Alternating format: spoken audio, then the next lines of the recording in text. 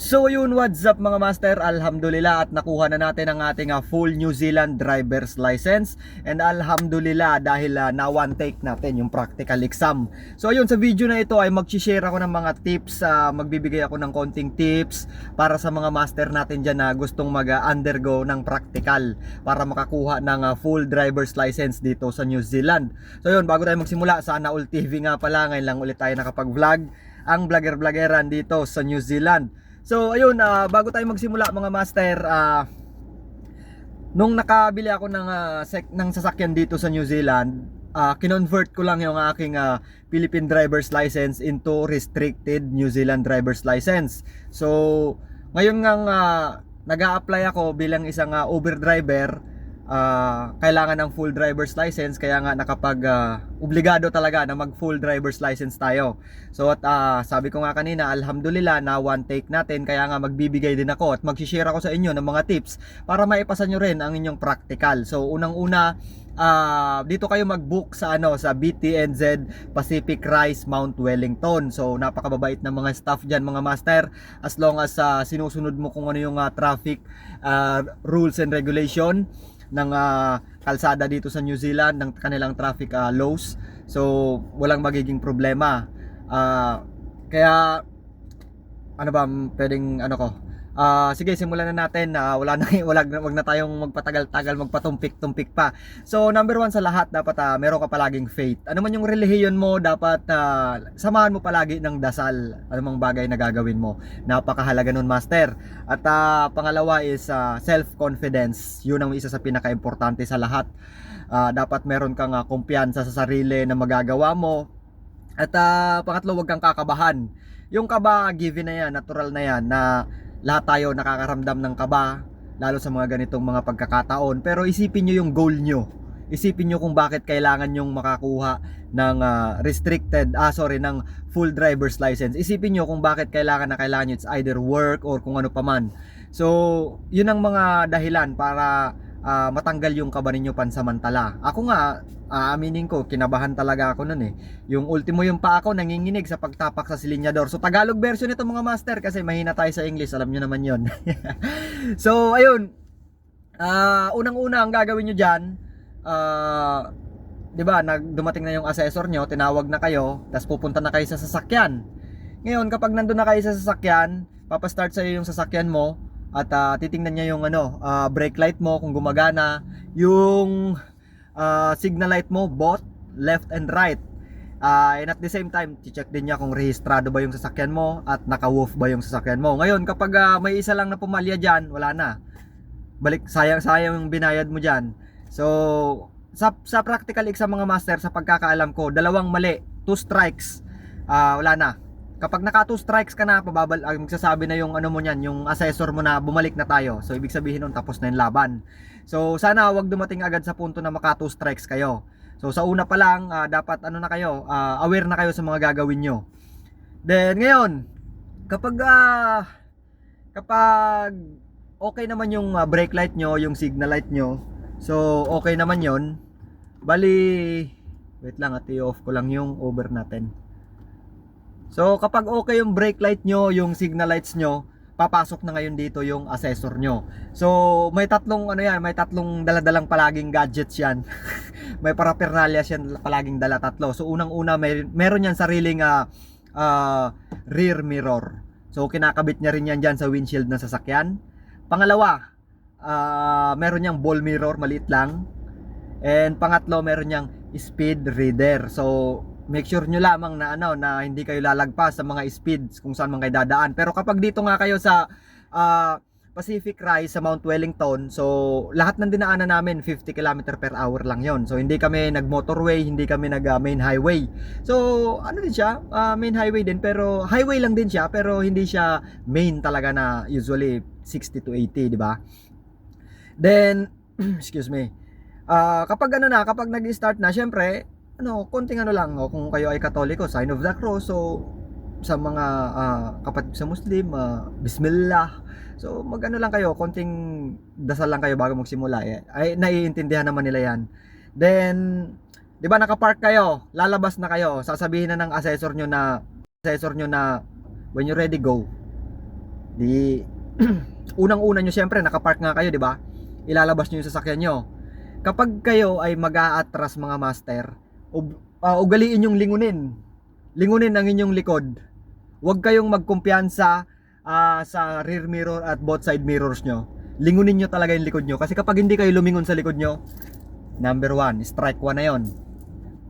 Una pa lang. So, kapag may strike 1 na, nakakakaba na lalo yun, di ba? So, lingunin nyo agad, lingon kayo saglit. Kasi yung mga blind spot para makita nyo. Then, rear mirrors nyo, side mirror. Kapag clear naman yung clear na yung way, saka kayo mag-reverse. Ngayon, pag dyan sa Pacific Rise kasi, nasa taas yan eh. Bali, bababa kayo dyan. Dahan-dahan kasi nasa 30 lang yan. 20 to 30 lang yung pababa.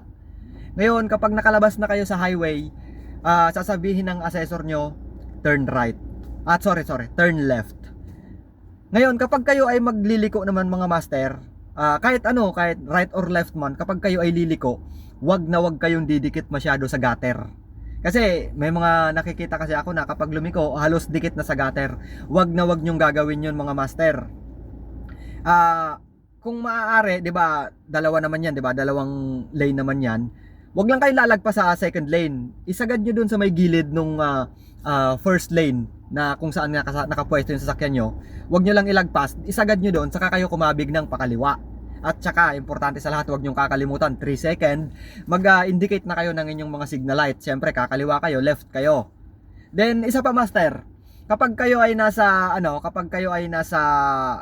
either diretsyong kalsada yan or liliko man, ugaliin nyo na tumingin sa inyong mga side mirrors and rear mirrors.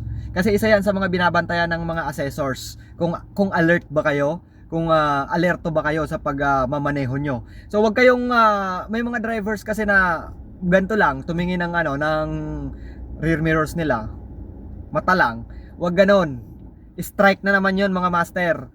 Kapag kayo ay titingin, kayo ay nagda-drive, automatic yon. Tingin agad kayo sa rear mirror nyo, side mirror, tapos yung ginagalaw nyo, kahit na wala namang mga obstacles, so ugaliin nyo lang na ginagalaw nyo, kasi nakikita nila yung kasi may ball mirror na sila eh. Nakikita niya yung reaction mo, tapos yung rear mirror niya kasi, sa kanya yon, doon yan para sa rear niya. Yung ball mirror niya, sa'yo nakatama yon. Kung alerto ka ba sa pagmamaneho mo. Ngayon, dito tayo sa runabout. Kasi may dadaanan kayo dyan ng mga 2 or 3 runabout kung magpa-Pacific Rise kayo.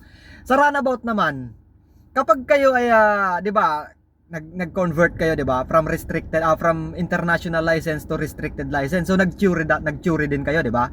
So kapag kayo ay magpo-position ng kapag kayo ay magta-third left sa runabout, syempre pupwesto kayo sa kanan. Ngayon, syempre, habang hindi pa kayo nakakapasok, naka-indicate na yung right signal nyo. Kailan kayo ngayon mag-left signal?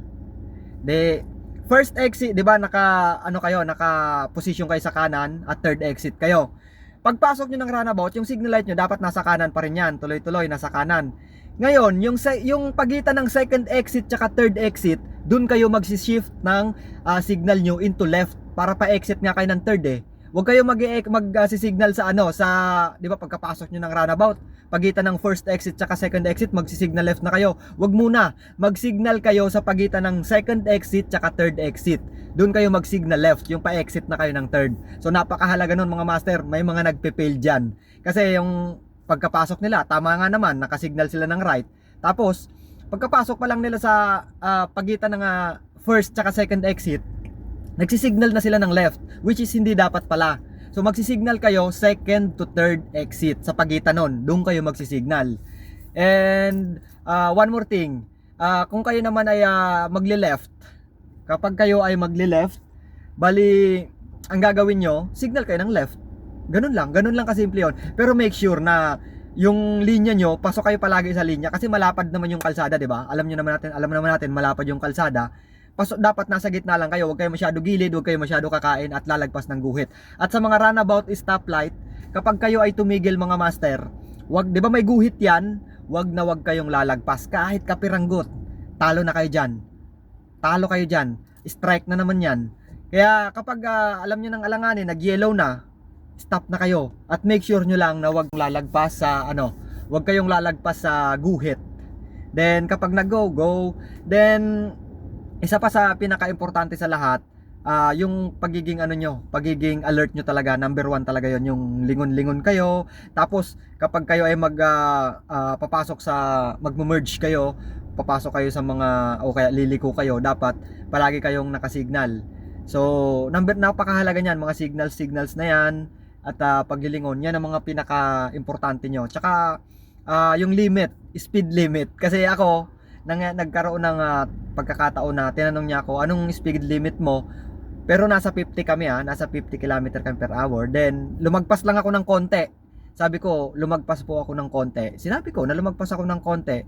Then inadvise niya ako, maintain your 50 kasi nasa 50 tayo. So ganun yun mga master. At ano pa ba ang pwede kong ma-share sa inyo? Basta wag kayong kakabahan, kasi lahat tayo kinakabahan pagdating sa mga ganyan. Then ano pa bang mga hindi ko na i-share? Kapag magpa-park naman, ako kasi na wala namang parallel parking eh. So kung saan ako nag-park nung kinuha ko yung pagdating ko doon sa BTNZ, doon din ako nag-park. So pagka akyat mo ng BTNZ, parking areas na yon, pasok mo na. Make sure mo lang na hindi ka babangga doon sa mga madamo.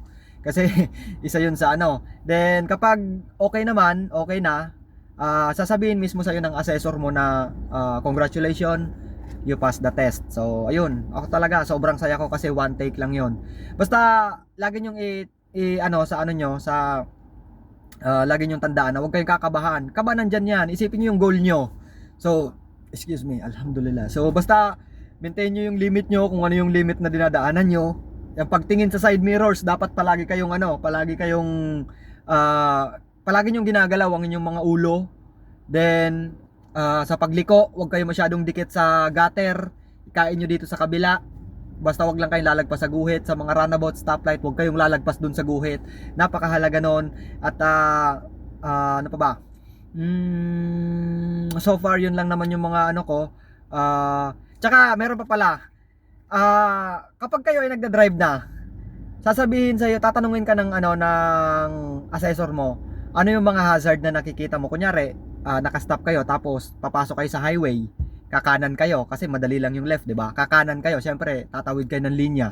Ano yung mga tatanungin ka niyan? Ano yung mga hazard na nakikita mo? So kailangan mong sagutin 'yan. So ang mga hazard diyan mga master is yung mga moving vehicles.